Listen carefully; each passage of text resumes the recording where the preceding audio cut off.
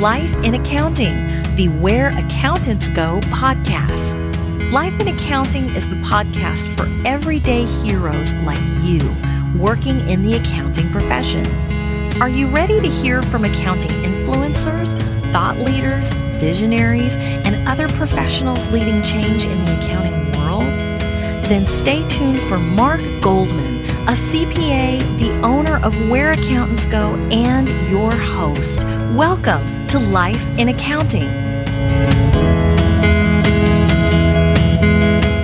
Well, hello, everybody. Welcome to the latest episode of Life in Accounting, the Where Accountants Go podcast. I'm your host, Mark Goldman, and in this episode, I was very happy to be able to get some time on the calendar with the CFO of Bartlett Cox General Contractors, Bobby Rios in San Antonio. He's got a wonderful story in how he moved up into management and controller and eventually CFO. And he's got a lot of tidbits about lessons learned along the way. And I truly think that whether you're 20 years into your career or whether you're just getting ready to graduate college with an accounting degree, you can really learn a lot from his story and some lessons that, frankly, he learned the hard way. Plus, he gives back a lot to the community. I had no idea how involved he was until this podcast. I knew about a couple things, but nowhere near the expanse of everything he does in the nonprofit community in San Antonio. And so I think that's a very valuable piece of the story as well. So without further delay, let's get started.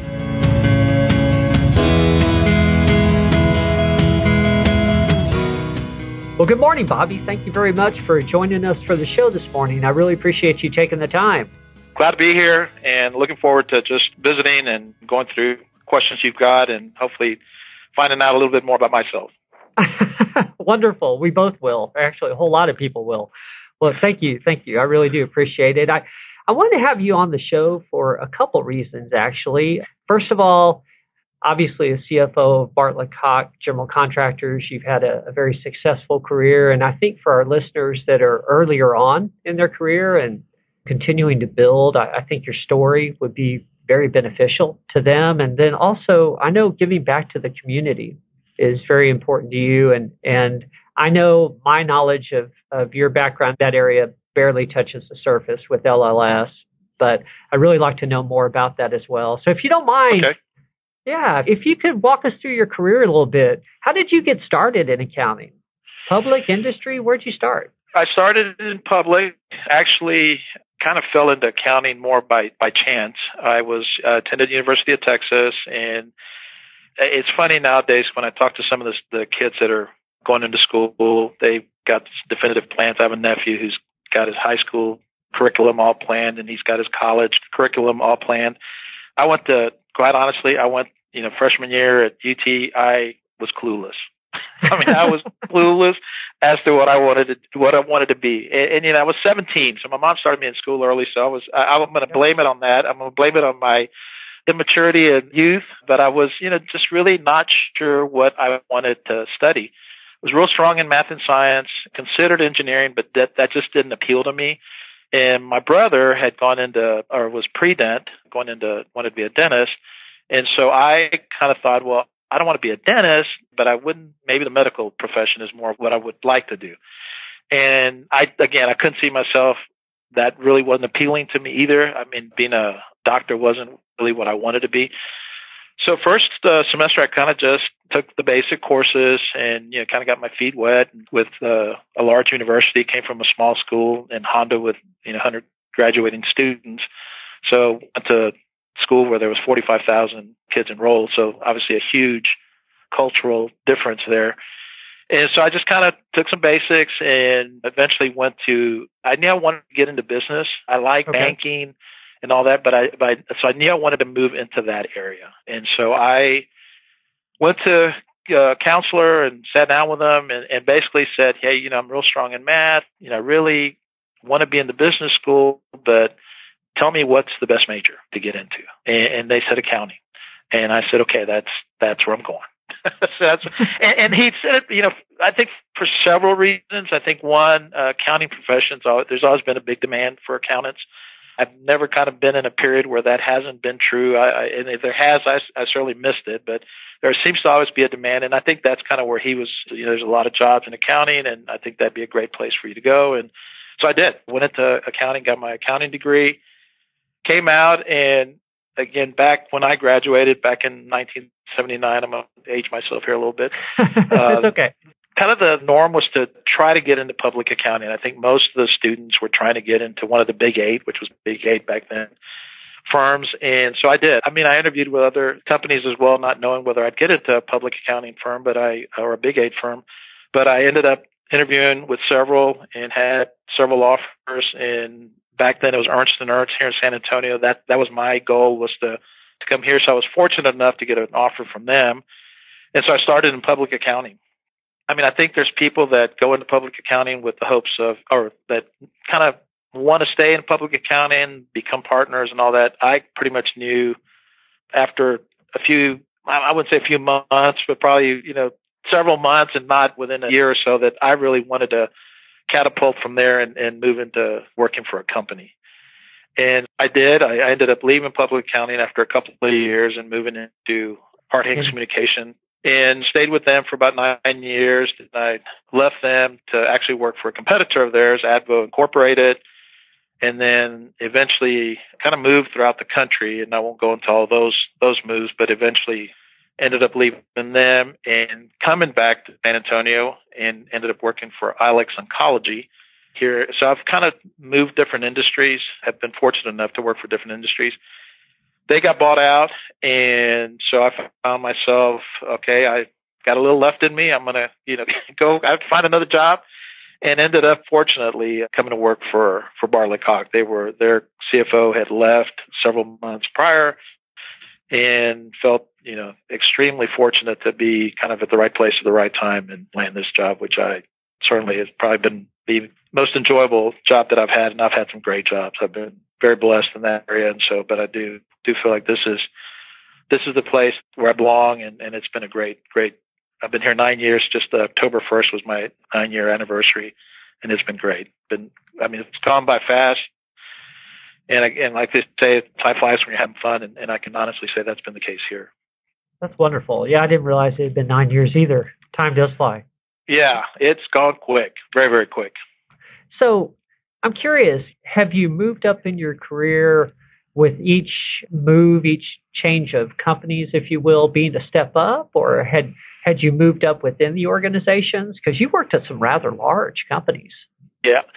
I did. I think early on, moving, especially from Harte-Hanks, I was there almost 8, I guess I was there a little over 8 years, just under 9 years. And, when you're young, at least when I was young, I just was looking for that next step. And I wanted to do it within the company. Kind of our generation was such that you kind of went to work somewhere and you kind of stayed there. And, even though I went to public, the public was really, to me, was just a step, which was a great place to go. A great place to start your career. You get exposed to a lot. You got a lot of training that they provide. So they really prepare you for more than, just public. And I was fortunate to be able to move into Harte-Hanks. And I went to internal audit, became a financial analyst, worked on a special project with them on converting from a kind of a mainframe to in-house accounting system to one that we had purchased that was more online and all that. So that was a good project to be involved with. And then they had 26 they were in 26 states, and I don't know how many operations they had, but there was like 115 or something like that, different operations. They had newspapers, TV stations, radio stations, direct mail, shopper publications, et cetera. So they were involved in, all those media. And so some opportunities were to move out to some of those places. And I did move to California. It was one of my first moves. And so that was my first kind of assistant controller position. So I did go finally make a move into that area. And then when I left them, I actually went to Advo, a competitor of theirs, and got into a controller position with them. So that was kind of my move. Again, it was, like you said, it was a progression. My goal was to try to move up corporate ladder as quickly as I could, which I'm not saying that's what everybody should do, because I look back And had I stayed with Hart Hanks, I probably would have been CFO around the same time frame that I did, moving from company to company. Because I mean, you've got to reestablish yourself, and it just takes time.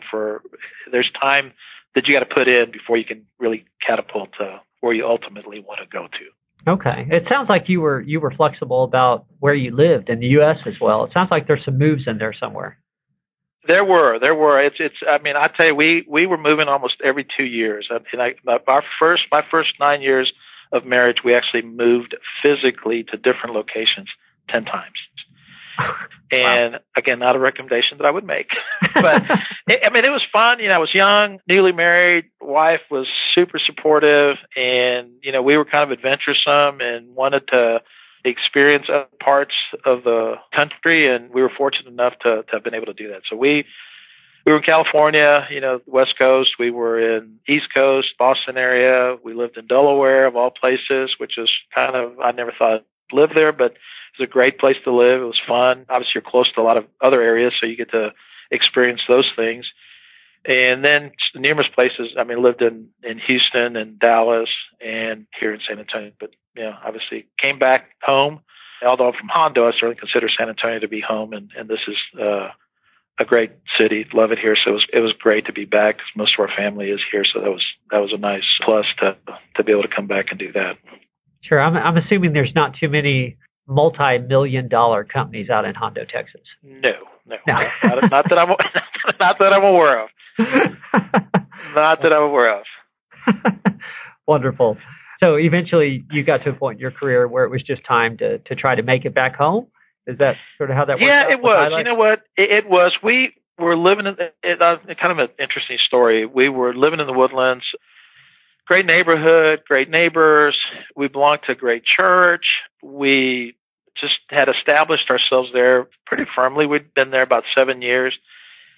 And I'm heading to work, and my wife's heading to work one morning, and she calls me on her cell phone and says, "Hey, what are we doing here?"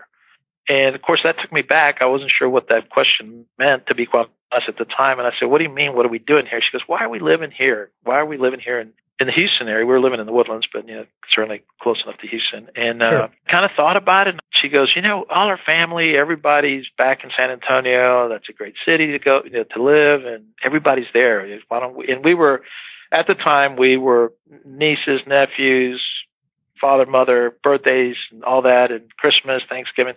We were the ones trekking it here, and we were the ones. Everybody else was here, so we were the ones who were always traveling and during the holidays and all that.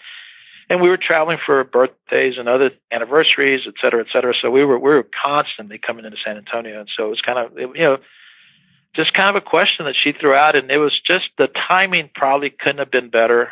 I was at a juncture where I thought, I'm not really sure whether I want to continue to do what I'm doing. And maybe it's time to change. And at the time I was working for Advo Incorporated for a small company, kind of again, moving up corporate ladder. Sometimes you make some sacrifices and do some things that are maybe a little different than what you had planned. And so timing, like I said, was kind of felt good. And so I said, why don't we put the house on the market? And, that's probably going to take a while. And that gives us a chance to think about it. And then we'll go from there. Well, we listed the house probably the weekend before Thanksgiving. And by the following week after Thanksgiving, we had like 3 offers on the house. Market. And it was like, okay, well, we're moving. And by, I don't know if it was January 1st or whatever, we were here in San Antonio. And maybe I should be a little embarrassed to admit to this, but maybe not. But hadn't really looked for a job. She hadn't looked for a job. Fortunately, we were in a position where that wasn't critical, and moved in with my parents who live in Hondo till we found a place. And we found a place like probably within a month or month and a half. But then it just kind of started, kind of networking back in San Antonio. And it'd been a while. It'd been like 14 years since I've been back. So it was kind of a little strange because I didn't know as many people, or the people that I did know had also moved into other companies and all that. But lo and behold, I got a hold of some folks that I talked to the folks at Hart Hanks, and I had left under good terms and all that. And I said, "Hey, listen, I'm back in town. I'm not looking for a job with you guys. I'm not asking for that, but if you know anybody, just let me know." Well, sure enough, they put me in contact with Alex Oncology. There was some ex-Hart Hank employees that had gone there, and it just worked out. I mean, I ended up going there and actually took a step back because I had been CFO in the Woodlands and actually was hired on as an assistant controller, which was kind of a big move for me to make. But I don't know, I was at a point in my career where I wasn't as concerned about position. I was more concerned about working for a great company, and Alex did turn out to be a great company to work for. The unfortunate thing, I thought I was going to finish out my career there, but they were bought out, and I knew that, and I was promoted to controller shortly, probably within a year of when I started there. So that worked out really well. But the unfortunate thing, hoping to finish out my career with them, but they got bought out, and so like 3.5 years later, again looking for something, and that's when Bartlett Cox came along, which again was right place, right time, and great company to work for. What do you feel has helped you be able to move up over the years and get hired for these positions with more responsibility? I guess, what skills do you feel you've had to develop outside of what you learned in school? I think confidence in your abilities. I mean, I think a lot of times we go into something not feeling like maybe we can do it, or we're hoping that do well, or, just kind of go in with a little bit of hesitation. And I don't know where it comes from, Mark, to be quite honest. I'm going to give all the thanks to our good Lord for providing this gift to me, but I just have never gone in anywhere where I didn't feel like that I could do the job and do it well. And I don't know if that comes across in the interview process or whether, comes across in just discussions or whatever, but I think that's a big part of it. I think if you go into something and you feel like you can do it and it comes out that way, not a cockiness, not an overconfident, I don't think you go in. When I was young, way young, and early on in my career, I thought I could be president or CEO of a company.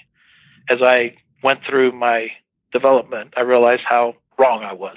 I was nowhere near, had the skills, nor the smarts, nor the experience to go do that. But when you're young, you kind of have that, and I think a lot of people, I think everybody has aspirations of, at some point in their career, to be president or CEO of a company. And I think that's always been there for me, but I also felt at some point it was just a matter of, hey, whatever job it is that I'm doing, I just want to make sure that I do it to the best of my abilities. And that's all I can do. And if you can do that, I think that's a big, big help. Obviously there is the technical, and you got to continue. Education is something you just got to, being a CPA, which I believe you are as well, you've got CPE hours that you've got to maintain, and so that helps. And then I love learning. I certainly do not consider myself to be the smartest person around, and I feel like I've got a lot to learn still, and I feel like I learn something new every day, whether small or large, but you learn something, and I think that's good. You certainly got to be sharp in that area and continue to sharpen your skills in that area. But I also think, just again, if you have a positive attitude, I think that's a big help. Yeah, I think that's a good point, Bobby, to sort of summarize what you're saying. Self-confidence is important, but also some humility is important. Yes, I totally agree with that. Absolutely. I will tell you one thing. I learned this early in my career, and I laugh, and I don't know why I'm laughing, but I guess maybe I'm just a little nervous here. But, I just learned that if you make a mistake, fess up to it. Don't try to blame somebody else. Don't try to sweep it under the rug. Just fess up to it and learn from it. Okay, so I made a mistake. Hey, here's what happened. Feel bad. And quite honestly, I've done that. And luckily, I've not had a lot of mistakes that I've made. But when I have, I've fessed up to it. And, it feels good. It feels good to, hey, I'm willing to suffer the consequences. And luckily, the consequences for me have not been anything dramatic. But I'm willing to go there and just get it done. And like I said, just put it out on the table and put it behind us, but learn from it. And if you do that, I think that's great. That's a big step. That's really good advice. It is. I told you in advance I wanted to talk a little bit about your giving back to the community, because you definitely seem to be one of the more community-involved CFOs here in San Antonio. I know with LLS, and there may be other things that I'm not aware of at all. So talk to us a little bit about LLS. You have a leadership position with them, correct?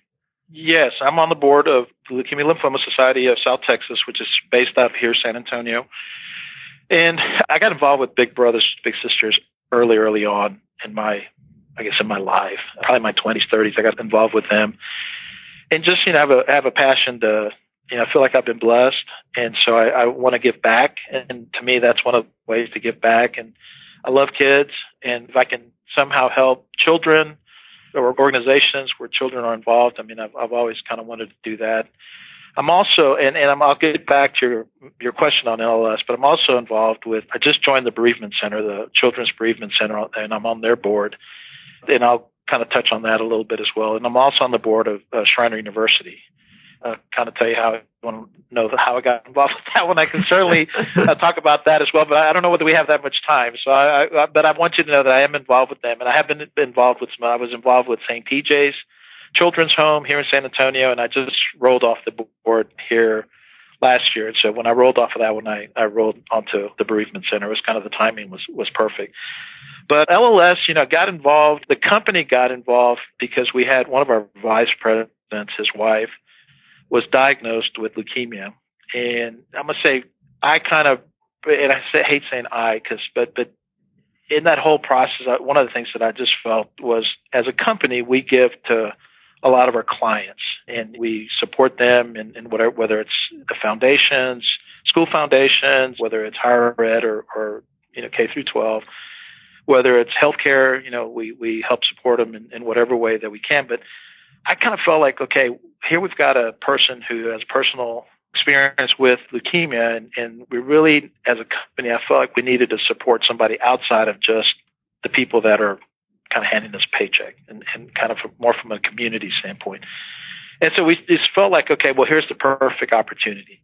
We've got somebody here who unfortunately went into remission, and then it came back, and since then has passed away like 3 or 4 years ago. So it was unfortunately not a happy ending for us, but it's an organization that we've continued to get involved with. And so we got involved with it. She was diagnosed with leukemia and have stayed on. And the year after the first year after we got involved, or the second year that we were involved with Leukemia Lymphoma Society, they approached me, which I was really surprised that they wanted me to be the corporate walk chair for the Light the Night walk here in San Antonio. And I didn't know whether they were scraping the bottom of the barrel here, what they were doing, but we think you'd be a great corporate walk chair. And for me, I kind of like doing things that are uncomfortable, because I feel like you learn from that, and kind of get back your learning experience.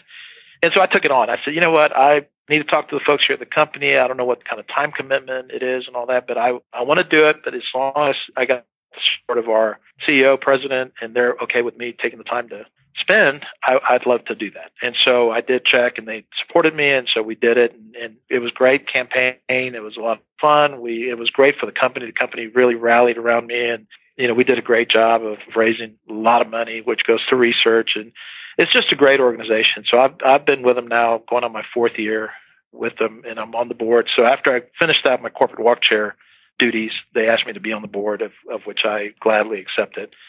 So I've been with them, like I said, for 4 years, and it's just, I guess, my way of giving back to the community. Like I said, I feel like I've been blessed beyond my wildest dreams, and it's very fulfilling to get involved and know that you're doing something, to help others. Sure. That makes a lot of sense. That seems like it was a major commitment, that corporate walk chair. It seems like that would be a larger commitment than even being on the board, honestly. It was. The good thing is they help you a lot. They support you. There was everything that needed to get done. You had a support team from the Leukemia Lymphoma Society that did it for you. Work continued on here. Everything, kind of moved along very smoothly. And then anything that I needed from them, they had a support staff. They gave me a staff to help me with anything, that letters being sent out, phone calls being made, things being organized. So it was a big time commitment, but they made it very easy to where it didn't seem like it was overwhelming. Okay. Well, you were mentioning all the other organizations, and had I realized there were so many others, I would have started this line of conversation earlier, actually. You're doing a lot. Yeah, you know what? And it's sometimes I kind of wonder why, because it does require, some of the boards you meet monthly, some of them you meet bi-monthly. It can be a little time consuming, and there's a lot of things that go along with that. There's a lot of fundraisers and galas and just different things that take plays throughout the year. So it can be, but I don't know, I could not see myself not being involved with those groups or with someone with the nonprofits that I'm involved with.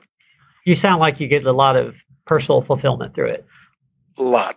Yeah, really do. I also, it puts me in contact with other people that are, kind of have similar, I guess, desires that I do to help others. And you meet some really good people, and it's fun the Schreiner University, it's in Kerrville. I mean, there's a lot of people that are from that area or the surrounding area, or some that come in from Houston. That's a guy who comes in from D.C., Washington, D.C.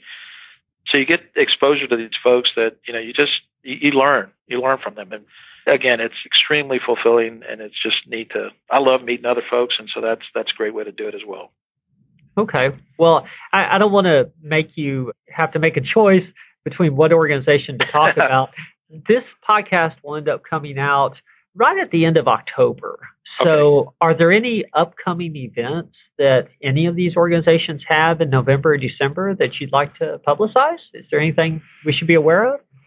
Well, we just had our corporate walk for the Leukemia Lymphoma Society on October 1st. And unfortunately, I would have loved to have mentioned that prior to this, or prior to the walk, obviously, announcing it. But I will say last year we had a great corporate walk chair, raised about $1.5 million, and thought, boy, he has raised the bar, because I think prior to that, maybe 1.2 was the most that had ever been raised.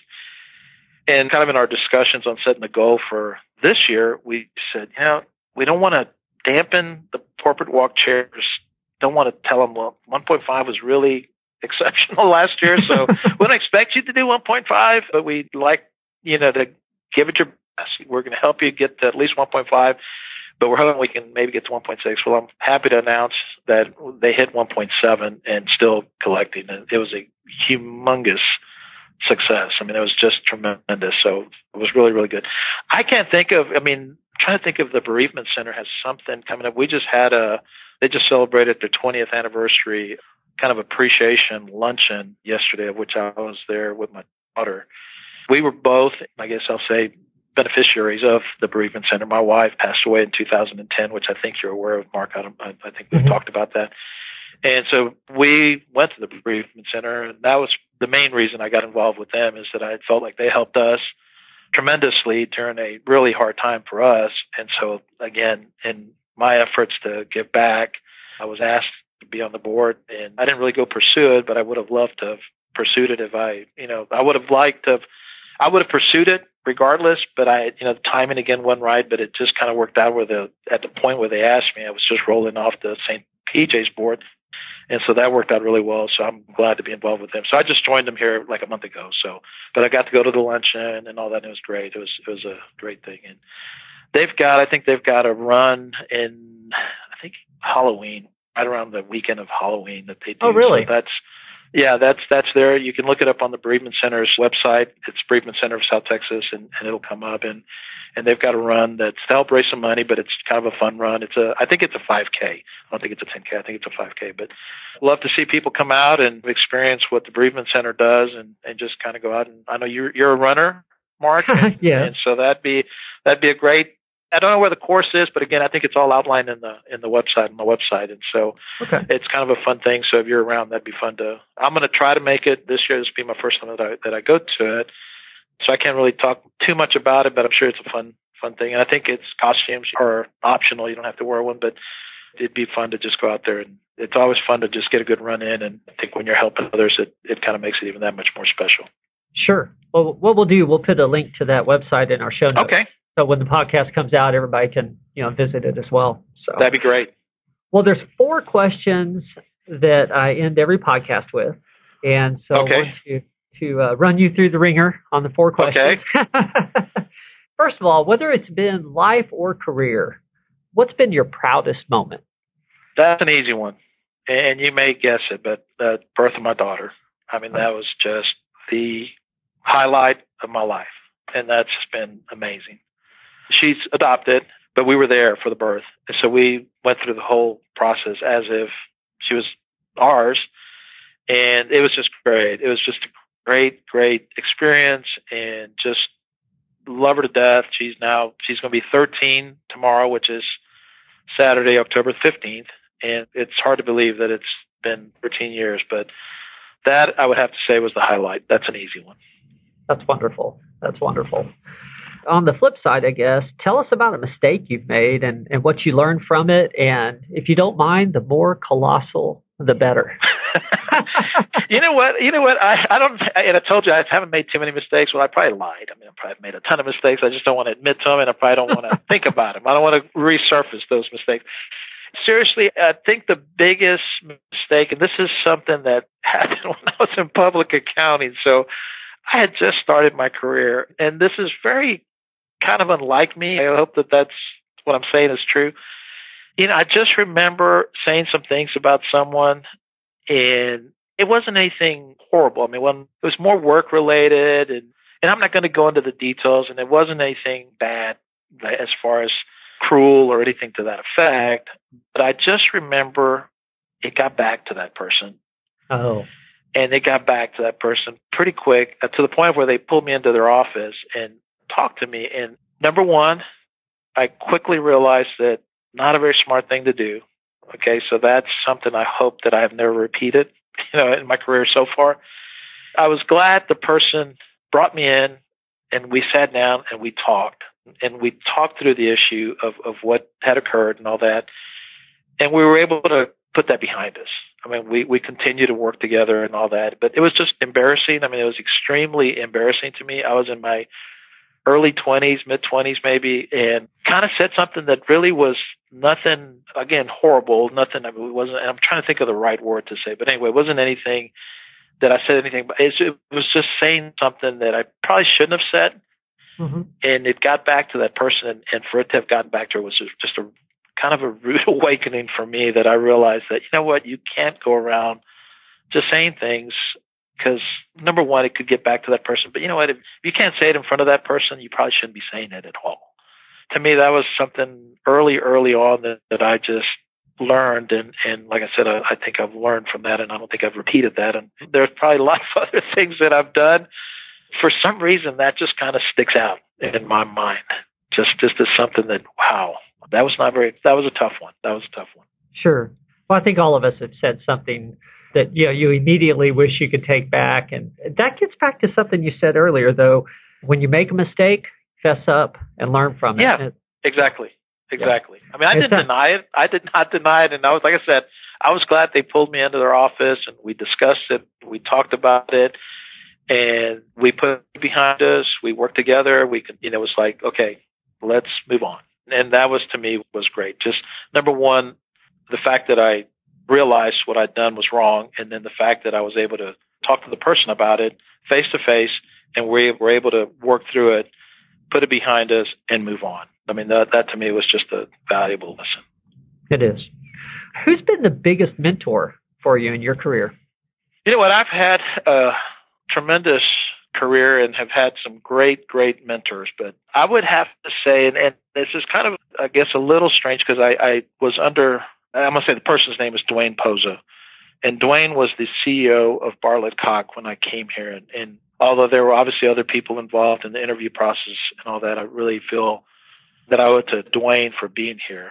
I think he took a chance on me. I didn't really have the construction experience, but he didn't want that. He wanted somebody who could bring kind of other industries and other thoughts into the organization that were not just strictly from the construction side. But the reason I say he was a mentor is I'll never forget, I sat down. I was invited to a shareholder retreat, which they have an annual shareholder retreat here at Bartlett-Cock. And we were sitting there, and first of all, he introduced me. He says, well, not only is Bobby not a shareholder of the company, he's not even an employee yet. So they invited me, after I had accepted the offer, they invited me to go, myself and family, to go to the retreat with the rest of the shareholders, of which I was not a shareholder at that point. And I remember we were at dinner, and was fortunate enough to sit at his table, and he kind of pulled me aside and he says, my goal for the next year is to help you succeed.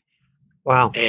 And again, I felt very fortunate to even be working for the company with my limited construction background. And so for him to say that, and for him to just pretty much take me under his wing, he couldn't have said anything more powerful. Because to me, I knew right then and there, not that I didn't know before, I'm not going to let you down. I mean, that was my whole thought process. I will not let you down. And I will sit with you and learn everything there is. And he did. I mean, immediately. I mean, it was just, we set things in motion. I mean, he introduced me to all the, people that I needed to meet right away, whether it was bankers, insurance guys, surety company, et cetera.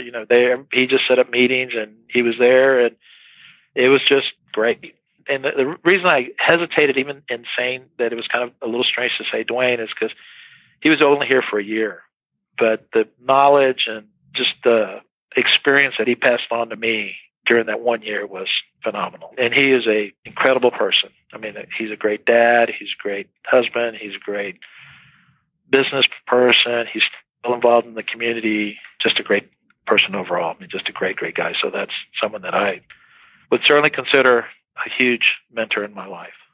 That's wonderful. There's a management lesson in there because when you see talent, you need to invest in it quickly. And it sounds like that's what he did. He went all in with you. Absolutely. Yep. Yeah. He sure did. Sure did. Well, the last question, what's the best advice you've ever received? This is going to sound simplistic, but that's okay. And I'm going to give my mom all the credit. And I have an older brother and younger sister. And I just remember her when I started working. Number one, she was a huge advocate of education. I'm going to take a step back. Both my parents are from Mexico. They migrated here from Mexico. My dad, probably at age 12, was forced to quit school and work. And my mom finished high school, but then came here to the States for hopefully better opportunities, of which both of them ended up, doing very well. So number one, she was a big advocate on education. She wanted us to go to college. I mean, I didn't ever think about not going to college just because my mom ingrained that in us that you're going to go to school. You're going to continue to go to school, education, most important thing that you can do. And after, we got out, we all went to the University of Texas, graduated from the University of Texas. And then when we got out, her advice to us was take care of your job. Do what you're supposed to do. Give it your best and just take care of your job. And I say take care of your job because she said it in Spanish, but that's kind of the translation. And it's so true. I mean, I think a lot of times you take things for granted and a lot of times you kind of think grass is greener on the other side. And so you're always kind of looking somewhere else and not really paying attention to where you're at. So I give my mom just something that stayed with me. And I can honestly say, I think it stayed with my brother and with my sister as well. That I just think that it's just important that that's your livelihood. And it's important that and taking care of it may not be the right term, but I think it's just giving it your best. I mean, just always, if you're somewhere, don't become part of the problem, become part of the solution, and just give it your best. And I think that was the best advice that I could have ever gotten. And I credit my mom for that. That's wonderful. It sounds like you've definitely given it your best in your career, and actually now you're expanding that, giving it your best in the community, with organizations like LLS, the Bereavement Center, and such as that. It's wonderful. Thank you. Bobby, this is going to benefit a lot of people. I really appreciate you sharing. I think there's a lot of nuggets in here for people just starting their career, as well as, those that are 20 plus years into it. So you've been very generous with the details. Thank you very much. It was great doing it. I enjoyed it. And I do hope somebody will not find this too boring, my career, my life and all that, and they'll show some interest. But I think I spoke from the heart, and I think there's some life lessons there and some work lessons there. And I mean, everybody's a little different, and, you can't follow the same formula. It doesn't work for everybody. Things just, different curves are thrown to us at different times, but it's been fun. I've enjoyed it. It's wonderful. Wonderful. Well, thank you again. I hope to talk to you again soon. You bet. Thank you, Mark. Take care. That was my interview with Bobby Rios, the CFO of Bartlett Koch General Contractors in San Antonio. Bobby shared some really good advice on growing your career as well as community involvement. And I found his theme of having confidence in your abilities, but at the same time tempering that with an attitude of graciousness and humility really leads to career growth. I found that, and career success, I found that really valuable. And honestly, I feel like anyone could benefit from that experience and that advice, whether you're 20 or 30 years into your career or whether you're just about to graduate from college. I hope you joined us again for Life in Accounting, the Where Accountants Go podcast. If you found this has been beneficial, please share it through social media or check out our podcast page at whereaccountantsgo.com, where you can subscribe for all future announcements. Thank you again for joining us. There's more to come.